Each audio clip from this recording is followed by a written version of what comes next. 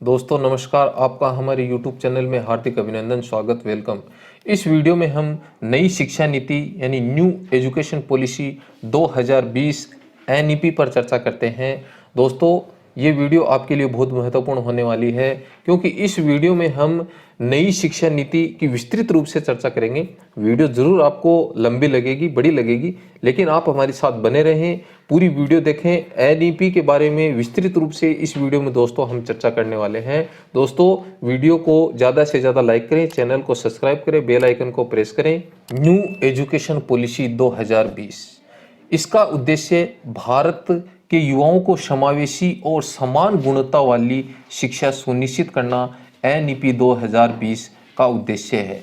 स्वतंत्र भारत में पहली जो शिक्षा नीति 1968 में लागू की गई थी, दूसरी शिक्षा नीति 1986 में लागू की गई और तीसरी जो शिक्षा नीति थी 1920 में लागू की गई है, जिसकी चर्चा दोस्तों हम इस वीडियो में कर रहे हैं। भारत में अभी तक 3 शिक्षा नीति हैं वो बनाई गई हैं, जिसमें हमने चर्चा की पहली 1968 में। दोस्तों हम इसको याद भी रख सकते हैं, पहली 1968 में, तो 68 का हमें यानी 68 का हमें क्या कर देना है, उल्टा कर देना है 86। तो दूसरी है वो 86 में लागू हुई। दूसरी जो 86 में लागू हुई थी उसमें थोड़ा वो संशोधन किया गया था, जो 1992 में इसमें थोड़ा संशोधन किया गया था। और जो तीसरी नई शिक्षा नीति जो 21वीं सदी की पहली शिक्षा नीति मानी जाती है, वो 2020 में लागू की गई है। इस शिक्षा नीति में 108 पेजों के ड्राफ्ट में यह भारत की 21वीं सदी की पहली शिक्षा नीति जो योजनाबद्ध और चरणबद्ध तरीके से पूरे देश में लागू की जा रही है। यह 34 वर्षों के बाद भारत का सबसे बड़ा शैक्षिक सुधार माना जाता है। कौन सी? NEP 2020। इस शिक्षा नीति के तहत केंद्र व राज्य के सहयोग से शिक्षा क्षेत्र पर देश की GDP के 6% हिस्से के बराबर निवेश का लक्ष्य रखा गया है। ये इंपॉर्टेंट क्वेश्चन बनता है दोस्तों कि NEP 2020 में केंद्र व राज्य के सहयोग से शिक्षा के क्षेत्र पर जो GDP का जो हिस्सा रखा गया है वो कितने प्रतिशत है? 6% है। नई शिक्षा नीति के जो निर्माण के लिए जून 2017 में पूर्व इसरो के प्रमुख डॉक्टर कस्तूरी रंजन की अध्यक्षता में एक समिति का गठन किया गया था। यहाँ से भी ये इंपॉर्टेंट प्रश्न बनता है कि जून 2017 में नई शिक्षा नीति के निर्माण के लिए समिति का अध्यक्ष किसे नियुक्त किया गया था? इसरो के प्रमुख थे डॉक्टर कस्तूरी रंजन, जिन्हें इसका अध्यक्ष चुना गया था। इस समिति ने मई 2019 में राष्ट्रीय शिक्षा नीति का मसौदा प्रस्तुत किया और इस मसौदे को कैबिनेट ने 29 जुलाई 2020 को मंजूरी दी, जिसे NEP 2020 के नाम से जाना जाता है, क्योंकि इसे कैबिनेट में 29 जुलाई 2020 को मंजूरी मिली। और ये जो मसौदा है यह इसरो के प्रमुख कस्तूरी रंजन की अध्यक्षता में तैयार किया गया था, जो मई 2019 में प्रस्तुत किया गया। वर्ष 2015 में भारत ने संयुक्त राष्ट्र के वैश्विक शिक्षा गोल 4 के एजेंडे को अपनाया था। जो संयुक्त राष्ट्र के वैश्विक शिक्षा परिषद का जो गोल 4 एजेंडा इसे अपनाया, इसके तहत भारत यह चाह रहा है कि 2030 तक समावेशी और गुणवत्ता वाली शिक्षा है वो पूरे देश में पूर्ण रूप से लागू हो जाए। ये इस शिक्षा नीति के तहत भारत चाह रहा है। नई शिक्षा नीति 2020 का विजन क्या है? इस नीति के तहत छात्रों की संज्ञानात्मक क्षमताओं, समस्या समाधान दृष्टिकोण को उजागर करना NEP 2020 का विजन है। NEP नेशनल एजुकेशन पॉलिसी की जो संरचना है, इसका जो स्ट्रक्चर है वो क्या है? दोस्तों हम ये भी जान लें कि 1986 की जो शिक्षा नीति थी उसमें जो शिक्षा का जो स्ट्रक्चर था वो 10+2 था। क्या था शिक्षा का स्ट्रक्चर? 10+2। लेकिन अब नई जो शिक्षा नीति है, नेशनल एजुकेशन पॉलिसी है, इसमें जो शिक्षा का जो स्ट्रक्चर है वो बदल गया है। यानी NEP की जो संरचना है, शिक्षा की जो संरचना है वो बदल चुकी है। अब जो शिक्षा की जो संरचना है वो 5+3+3+4 मानी गई है। वो किस प्रकार से मानी गई है ये हम यहाँ पर दोस्तों इस टेबल के माध्यम से समझते हैं। देखिए 3 से 6 यहाँ पर एज को प्रदर्शित किया गया है, क्लास और year of schooling, pedagogical and curriculum structure क्या रखा गया है। 3 से 6 आयु के बालक बालिकाओं को प्री स्कूल या आंगनबाड़ी में दाखिला दिलवाना है, और इसका जो स्कूलिंग ईयर जो होगा वो 3 वर्ष होगा।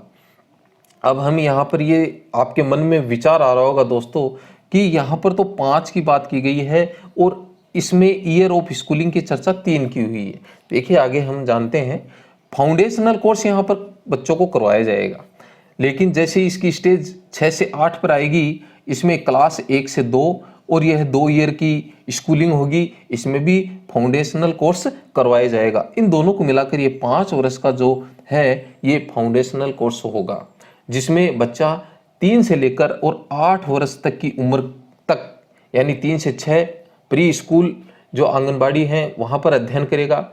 6 में यानी अपना एडमिशन लेगा, 6 से 8 तक वो पहली व दूसरी क्लास को पूर्ण करेगा और उसमें वो भी फाउंडेशनल कोर्स ही पूरा होगा। ये 5 वर्ष का है। तो ये जो इसका जो स्ट्रक्चर है, प्रथम 5 ईयर 3 से लेकर 8 तक है आयु में, वह 5 वर्ष पूर्ण करेगा और पहली दूसरी के साथ में प्री स्कूल यानी 3 वर्ष का आंगनबाड़ी कोर्स वह है पूर्ण करेगा। इसके बाद जो उसकी एज है 8 वर्ष से लेकर 11 वर्ष तक तीसरी से लेकर 5वीं क्लास वह पढ़ेगा और पढ़ने के बाद में ये जो 3 वर्ष का जो स्कूलिंग ईयर है इसमें वह उसे पूर्ण करेगा। इसके बाद 11 से 14 वर्ष तक वह कक्षा 6 से 8 यानी 3 साल का ये होगा और इसमें मिडिल इसे माना गया है।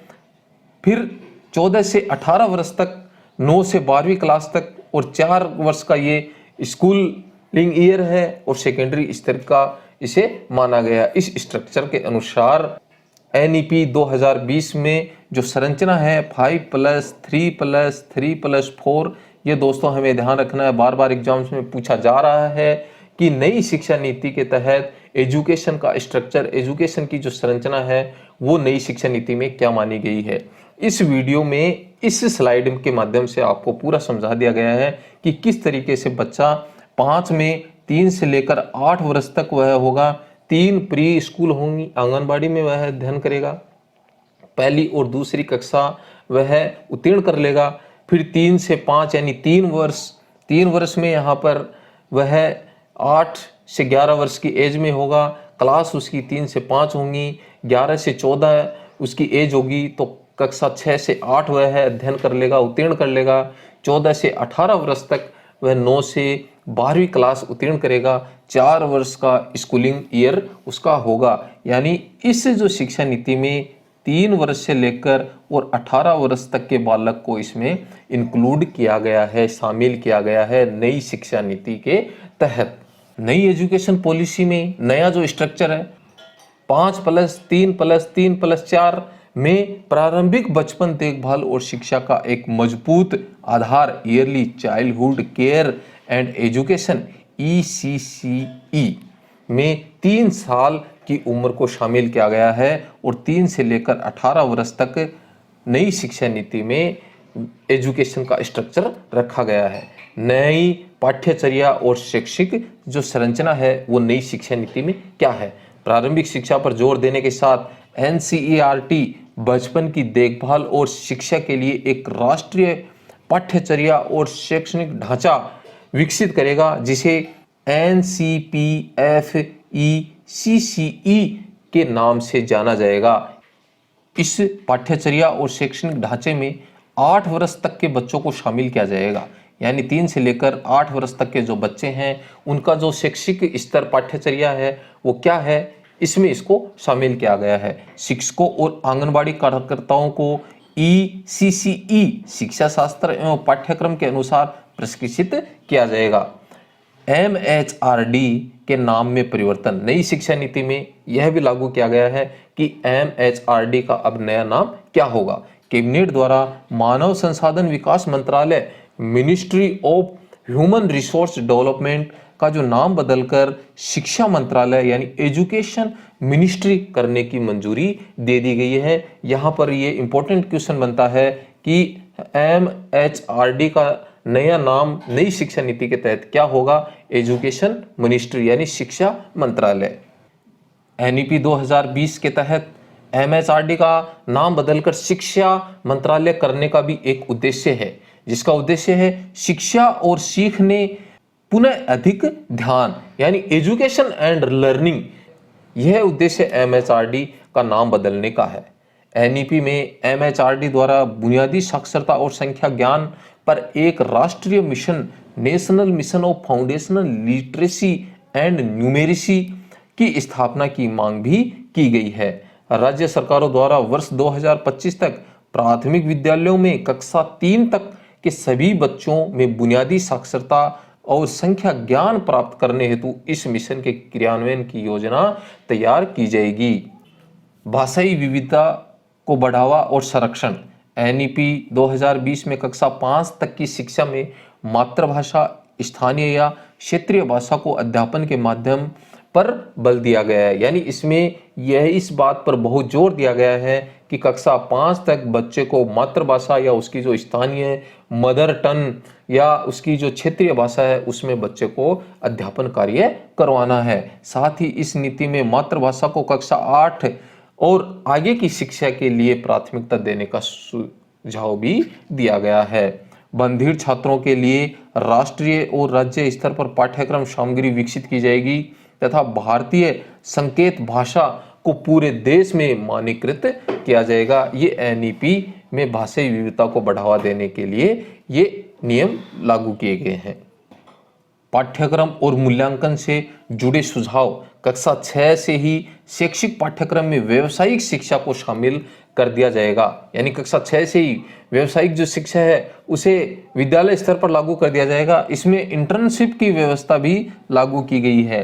राष्ट्रीय शैक्षिक अनुसंधान और प्रशिक्षण परिषद द्वारा स्कूली शिक्षा के लिए राष्ट्रीय पाठ्यक्रम रूपरेखा तैयार की जाएगी। एनईपी 2020 में छात्रों के सीखने की प्रगति को बेहतर जानकारी हेतु नियमित और रचनात्मक आकलन की प्रक्रिया को अपनाने का सुझाव दिया गया है। छात्र कक्षा 3, 5 और 8 के स्तर पर स्कूली परीक्षाओं में भाग लेंगे जिन्हें उपयुक्त प्राधिकरण द्वारा संचालित किया जाएगा। छात्रों की प्रगति के मूल्यांकन के लिए मानक निर्धारण निकाय के रूप में परख नामक एक नए राष्ट्रीय आकलन केंद्र की स्थापना की जाएगी।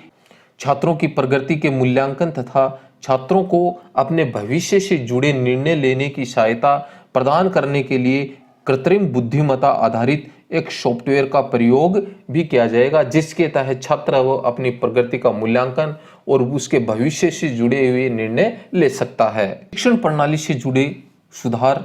राष्ट्रीय अध्यापक शिक्षा परिषद वर्ष 2022 तक शिक्षकों के लिए राष्ट्रीय व्यावसायिक मानक का विकास किया जाएगा।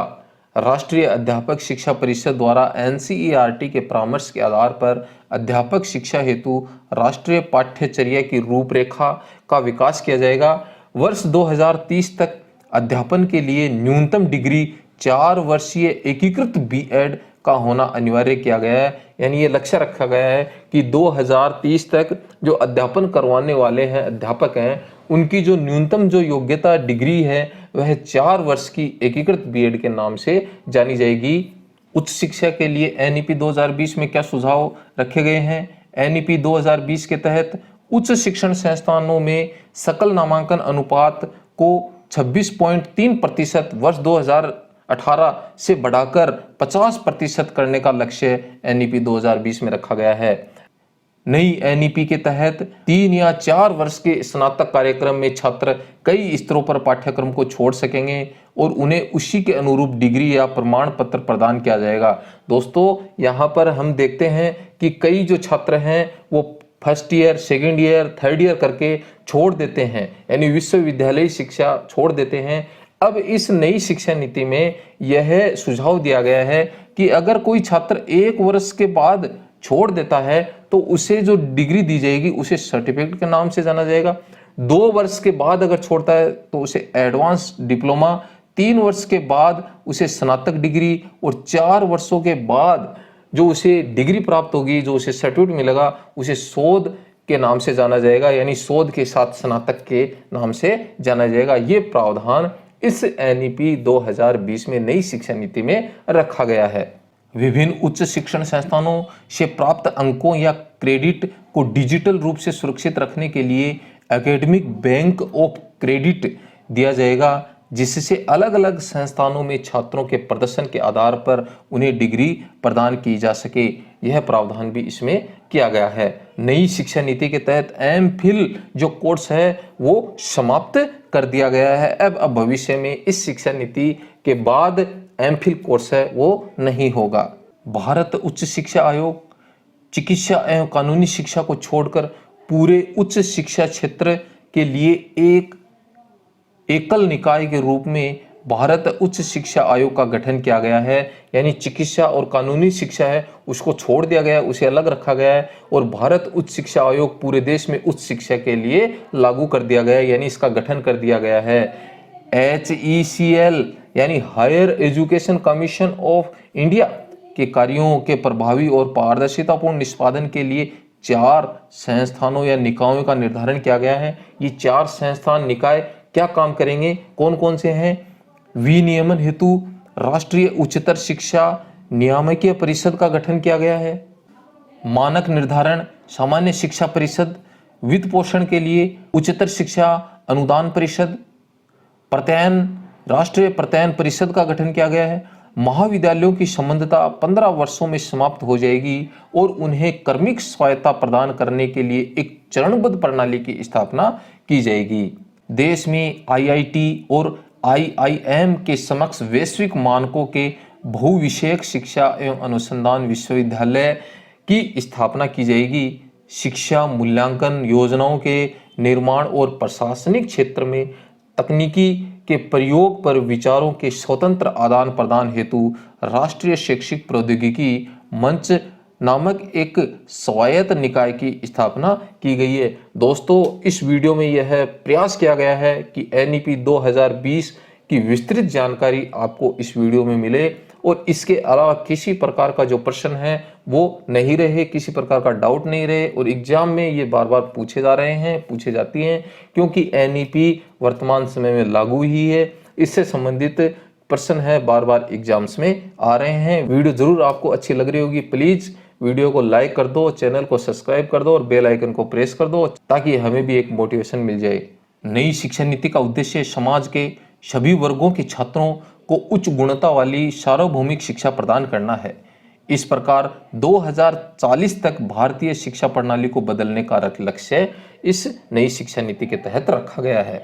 नई शिक्षा नीति का उद्देश्य वर्ष 2030 तक प्री स्कूल से माध्यमिक स्तर तक 100% GER प्राप्त करना रखा गया है। नई शिक्षा नीति 2020 का उद्देश्य व्यावसायिक शिक्षा सहित उच्च शिक्षा में सकल नामांकन अनुपात को 26.3% 2018 से बढ़ाकर 2035 तक 50% करना इसका लक्ष्य रखा गया है। राष्ट्रीय शिक्षा नीति 2020 के महत्वपूर्ण प्रश्नोत्तर। भारत में पहली राष्ट्रीय शिक्षा नीति किस वर्ष घोषित की गई थी? 1968 में। भारत देश में सन 1968 में जो पहली राष्ट्रीय शिक्षा नीति लागू की गई थी उस समय भारत देश के प्रधानमंत्री कौन थे? इंदिरा गांधी। भारत में दूसरी राष्ट्रीय शिक्षा नीति की घोषणा किस वर्ष में की गई थी? 1986 में। दोस्तों, पहली 1968 में, दूसरी 1986 में। स्वतंत्र भारत की यह पहली और दूसरी राष्ट्रीय शिक्षा नीति थी। हम इसे ट्रिक के माध्यम से भी याद रख सकते हैं। पहली 1968 में थी तो दूसरी यानी 1968 का हमें उल्टा कर देना है तो 1986।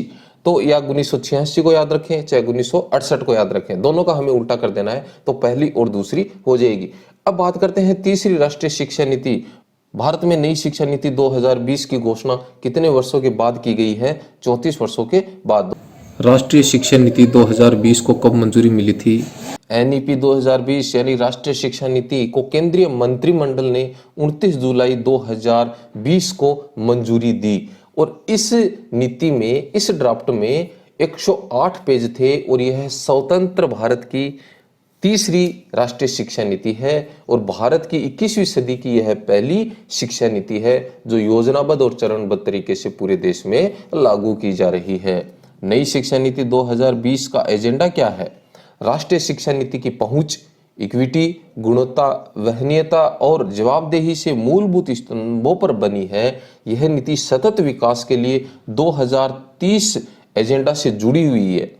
नई शिक्षा नीति का दृष्टिकोण समाज के सभी वर्गों के छात्रों को उच्च गुणवत्ता वाली सार्वभौमिक शिक्षा प्रदान करना है।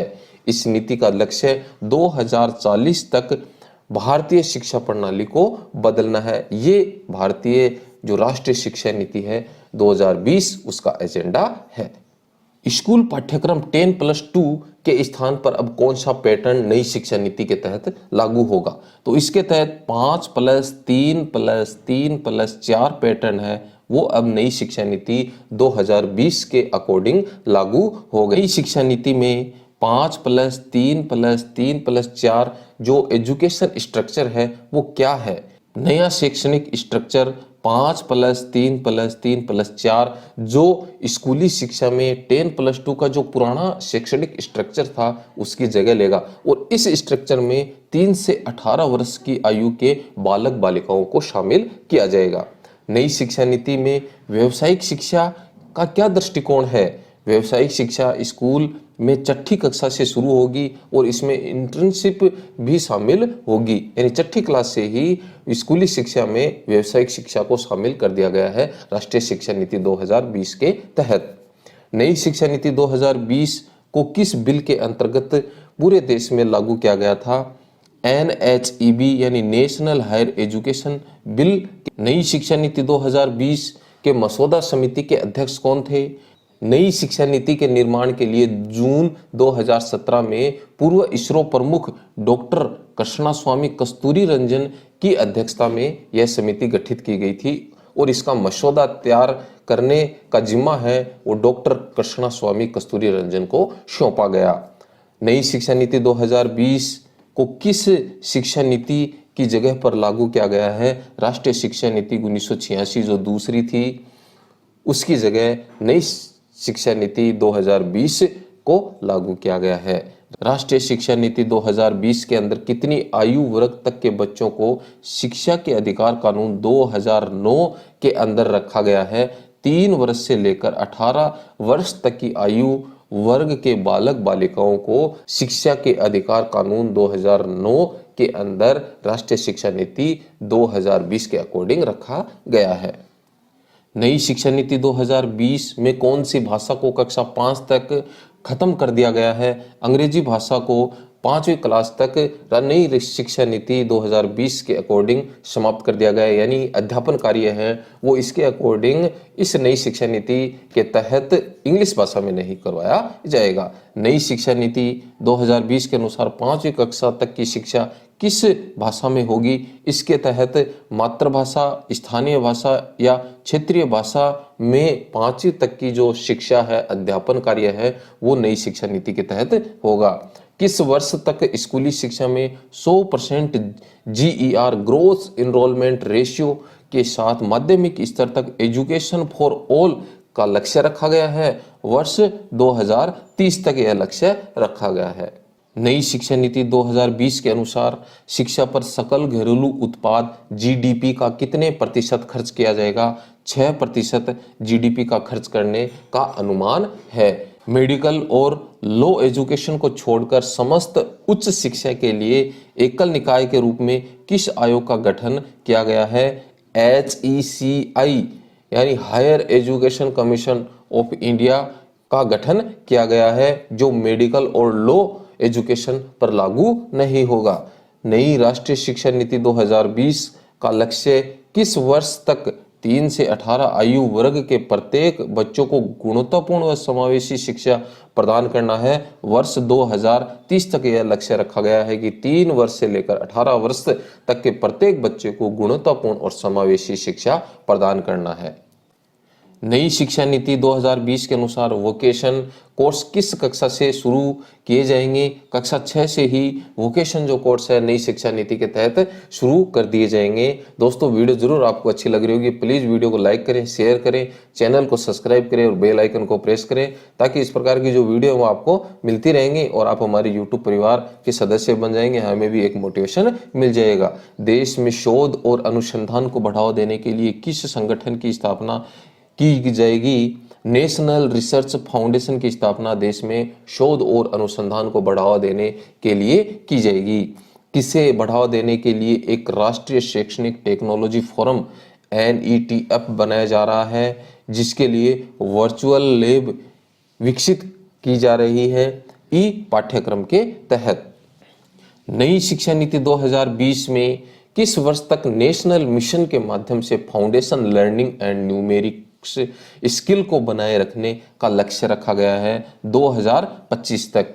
नई शिक्षा नीति 2020 को लागू करने वाला भारत देश का पहला राज्य कौन सा है? कर्नाटक राज्य में नई शिक्षा नीति 2020 सबसे पहले लागू की गई थी। नई शिक्षा नीति किस संस्थान के सशक्तिकरण की अनुशंसा करती है? कैब। मानव संसाधन विकास मंत्रालय का नाम बदलकर एनईपी 2020 में क्या हो गया है? शिक्षा मंत्रालय। एनईपी 2020 के तहत एमएचआरडी का नाम बदलकर शिक्षा मंत्रालय कर दिया गया है। इंपॉर्टेंट क्वेश्चन बनता है दोस्तों ये। तो इसका क्या उद्देश्य है? इसका उद्देश्य है शिक्षा और सीखने यानी एजुकेशन एंड लर्निंग पुनः अधिक ध्यान आकर्षित करना। ये एमएचआरडी का नाम बदलकर शिक्षा मंत्रालय करने का उद्देश्य है। नई शिक्षा नीति 2020 के तहत स्कूली शिक्षा कितने स्तर पर बांटी गई है? 3 स्तर पर बांटी गई है। नई शिक्षा नीति 2020 के प्रौद्योगिकी के उपयोग पर विचारों के मुक्त आदान प्रदान को एक मंच प्रदान करने के लिए किस की स्थापना की जाएगी? National education technology forum. Bharat के इतिहास में अब तक कितनी बार शिक्षा नीति आ चुकी है? भारतीय इतिहास में अब तक 3 बार राष्ट्रीय शिक्षा नीति आ चुकी हैं। 1968 में इंदिरा गांधी के समय, 1986 में राजीव गांधी के समय और 1920 में नरेंद्र मोदी सरकार के समय भारतीय इतिहास में 3 बार राष्ट्रीय शिक्षा नीति आ चुकी हैं। 1986 में जो शिक्षा नीति लागू की गई थी उसमें बदलाव कब किया गया था? 1992 में इसमें कुछ संशोधन किए गए थे। मई 2016 में किसकी अध्यक्षता में नई शिक्षा नीति के विकास के लिए समिति ने अपनी रिपोर्ट प्रस्तुत की थी? स्वर्गीय श्री TSR सुब्रमण्यम के किस वर्ष तक शिक्षण के लिए न्यूनतम डिग्री योग्यता 4 वर्षीय एकीकृत बीएड होने जा रही है? वर्ष 2030 तक। यहाँ पर दोस्तों आपकी जानकारी के लिए बता दूं कि एनईपी 2020 में जो स्नातक पाठ्यक्रम है उसमें भी महत्वपूर्ण सुधार किया गया है। इसके तहत हमने देखा कि 3 या 4 वर्ष का जो स्नातक कार्यक्रम है उसमें कई स्तर पर विद्यार्थी है वो पाठ्यक्रम को छोड़ देते हैं। उसी के अनुरूप अब विद्यार्थी को डिग्री या प्रमाण पत्र प्रदान किया जाएगा। अगर विद्यार्थी ने 1 वर्ष अध्ययन किया है तो उसे सर्टिफिकेट मिलेगा।